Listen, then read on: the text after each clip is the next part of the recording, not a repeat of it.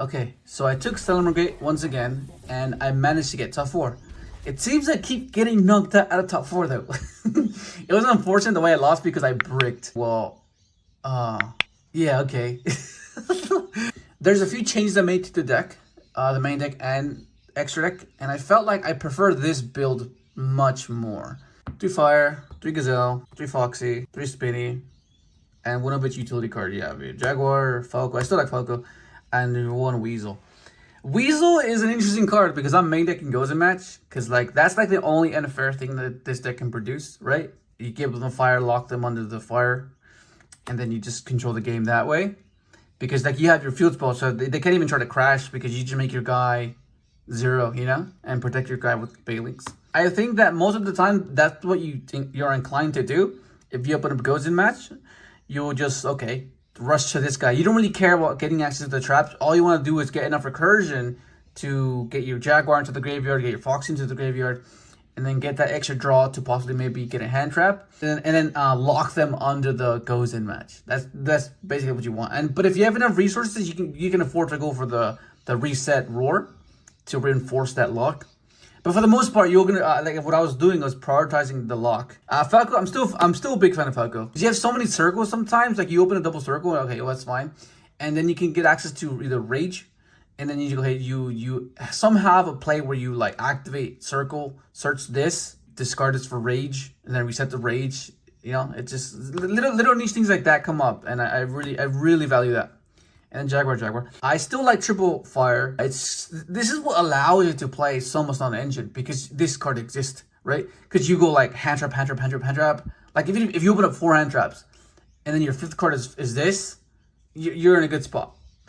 Unless they imprint this, then you're gonna cook this. But for the most part, you know, like that's what you want. You want to interact before the game state to where your 1 card combo gets you a better position, right?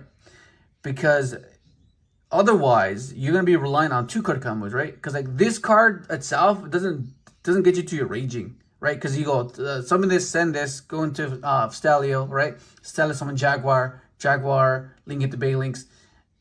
You don't have anything in the graveyard to bounce back with Jaguar unless you return your Spinny or you return your, you know what I mean? But you kind of want to keep those engraved and then have them there for the following turn. You know what I mean? Because you're not necessarily going to outright win. It's more of a resource game, right? Where you have everything established in the graveyard. You just make sure you don't die, and then you do it again, right? But you can't do that if you're returning stuff like this to the deck. You have 3 of this, 3 circle, and 3 mining. So like let's say you open up 4 hand traps. Your 5th one is Silent Mining. The blank card doesn't matter where it is. You just discard it and then search for fire, and then try to climb. Because this gives you the extra material that you're missing. Because if you open it with this and you're only trying to do combo with that, it won't be enough. You're missing 1 material to go into the raging to get you to this trap. And I'm still a big fan of Foxy. Like it's so good.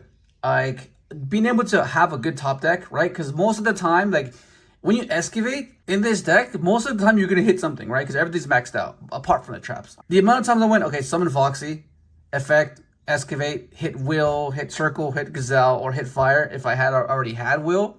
It's insane. And that's kind of what you want, right? You want a consistent and efficient way to get to your Stalio play, to then get you to your fire, to then get you to this, and you gradually just get all the resources you want in the graveyard. The only ones that don't really pair too well, it's these 2. But I think it's fine because you have to kind of choose what you want to summon, but that's how you max out the will. It gives you a little bit of room to be kind of obscure, right? Because something what you want to do is like, if you have this and this, right? Okay, you have will, okay, it's fine. You summon this activate effect, so that they think you have a weak hand because you're using the effect. Because most of the time when you do the effect, it's like, okay, why are you using the effect? That means you bricked. So they're going to want to stop it. They're going to try to interact with this. But if they don't, it's fine. It means you plus anyways, because then you just get a card you're missing. And then you can go, okay, will, activate this, summon this effect, okay, then negate that, it's fine. Then you can possibly already have Gazelle, you might already have access to Spinny, then you know what I mean? Like little things like that come up in the resource game, it's huge. And then you have your non-engine, triple Nib, triple Ash, triple Droll, triple Veiler, triple Imperm. This allows you to play it as many non-engines as possible. Like you simplify the game state, and then have your 1 cards just get you there. If you open up all engine, go in second, it's not going to be enough. You need to hinder them in some way for that 1 Heatleo spin and then climb into your Phoenix, right? Because let's say you you veilered them, or you ashed them, or you trolled them, or you did something to them to make their board not as formidable. And then you just capitalize with your link climbing, with your Heat Leo, and then your Pyro Phoenix, and then Raging Phoenix to control the game. And then you have your consistency. You have your triple circle, triple mining.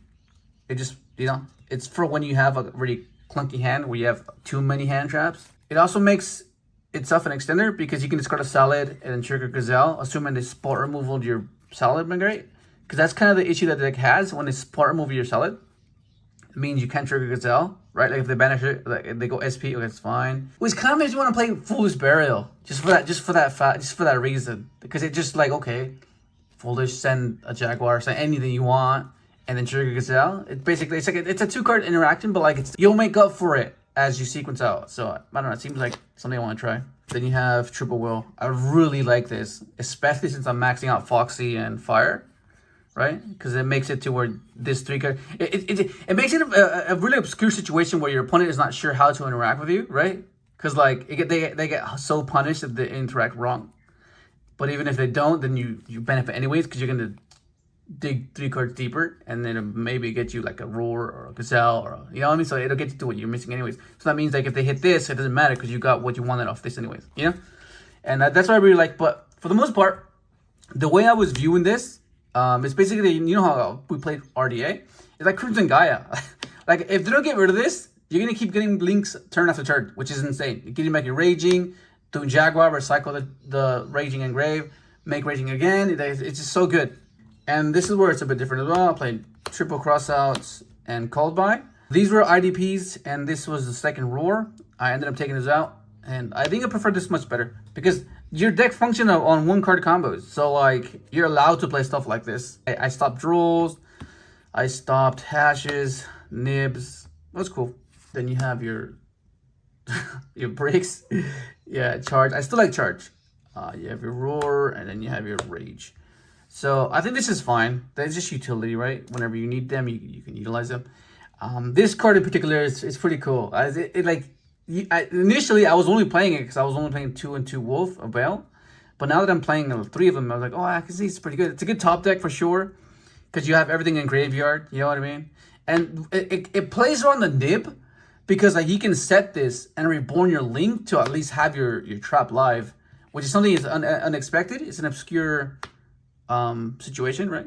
Because they nib you, and that happened to me. They nib me, and I set this, had both traps and a circle, and I went, okay, activate this, revive my Link, have these 2 live, and then you have side deck.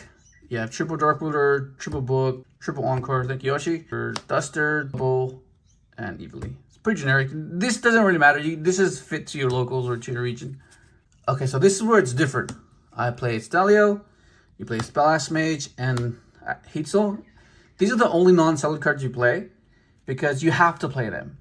Because sometimes you open up like with Jaguar by itself. Oh my god, it's so annoying. Or you open up like this and like this, which is quite obnoxious, but for the most part, it does still work. Or sometimes they stop your Stalio from summoning, and you can get access to another Cyber on the field, right? Or they negate this, right?